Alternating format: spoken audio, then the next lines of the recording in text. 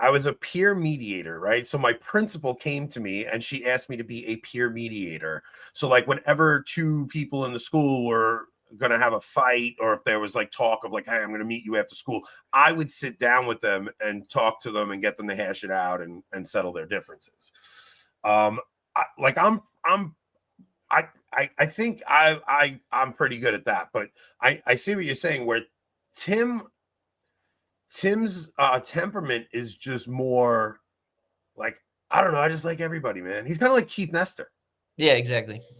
Right? Like Keith Nestor the other night was just like, I don't get it, man. Why can't we all just be friends? Like, why can't we all just get along? Like, and it's like, no, there's actually real disagreements here. There's real like fundamental issues that are at heart here. And it really did start with, I think Kennedy and Jeremiah clashed. Yeah.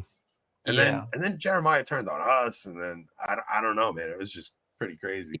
Because think about it, like think how different they are. It's like Kennedy. I mean, I'm gonna be hanging out with Kennedy in 2 days. If any of you guys are over by like the San Antonio region, come check us out at Sanctus Range. We're gonna be doing a men's conference. It's in Texas, that conference?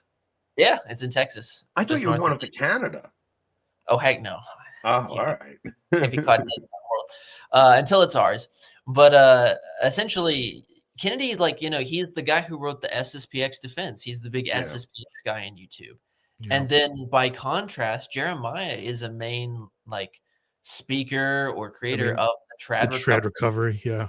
Yeah. And it's like, how do you get both of those personalities to like shake hands? Because it's like one of the things Tim wanted to do was like, can you like trad recovery guys, can you just admit that the SSPX are Catholic? Just that. You don't have to agree with them on anything, but can you just admit they're Catholic? And then vice versa, like SSPX crowd, can you at least admit that, you know, not everybody who goes to the new mass is like a horrible person or something? Yeah.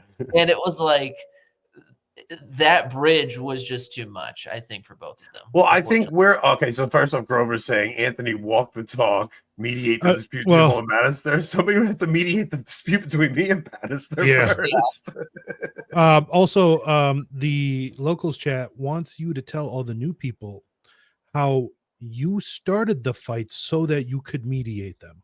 Well, I did actually. They don't want you to leave that part out here. Mm-hmm. I have done that a few times. I like revel in uncomfortableness, you know. Like I kind of like I'm at my my best when everything is really uncomfortable for everybody, and I just sit back and I'm like, what's going on? I like poking at it. Like if I see something is making someone uncomfortable, I'll poke at it and I'll just keep digging at it, and then later on just go, all right, come on, let's talk this out. But you did that when we would like they were having that. So again, for people behind the know, if you will, the like Jeremiah and Kennedy, they would go at it in like the Lucy group chat. And I remember one of the wisest lessons I've ever learned in life was from Anthony, because I forget exactly what they were fighting about, but Anthony finally just came out because all these ladies were coming out. We're like, you know, got to be charitable, got to be kind. And Anthony comes out with a voice memo and he's just like, look, sometimes guys just need to like punch each other and yell at each other. Yeah. And once they're done, they shake hands and that's it. As opposed to like this like passive aggressive behavior where you're not actually talking. It's so true. I hate passive aggressive. I much prefer aggressive.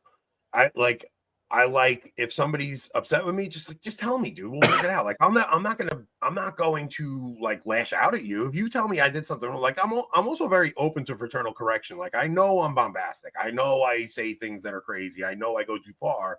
So if anybody ever comes to me and says they're upset with me, I do think about my behavior. Like I'm like, okay, I get how you could be offended by that. Like I'm very quick to see where I've gone wrong, because I'm usually the one that's wrong. But I hate when people are mad at me, but they don't say it. It's like, just tell me you're upset. Like, we'll figure it out. Like, let's talk it out. So that's happened a couple of times with me and Rob, because the temperament difference. Like Rob's more like, doesn't like confrontation. And it's like, I'll let it build until I say the meanest shit. Yeah, he'll let it bubble up, and he'll do something to let me know he's mad, but not say he's mad. And then I know he's mad, but he hasn't said it. And I'm just like, this ain't happening. I got to call him. And then we got to talk it out. And it's like, I think that's why me and Rob work. Like, because if I was doing passive aggressive stuff back, Yeah. that would get bad. This is going to sound incredibly homosexual, but that temperament stuff has really actually helped out our partnership. Oh, 100%. Oh, it's yeah. helped my marriage. It has helped my marriage. It's helped me raise my kids. Yeah, to understand that like some things people are born with a temperament, like, and people are different and they see things differently and they react differently to things. So the Long Island Moxie versus Midwest Chillness is a good time. No, it's the reason our show works. Yeah. It's the reason our show works. It's like, which is what brings you back to the point I was saying earlier, where when you were talking about those two sensitive topics, you can't have guys agreeing with everything. It's like an echo chamber, right?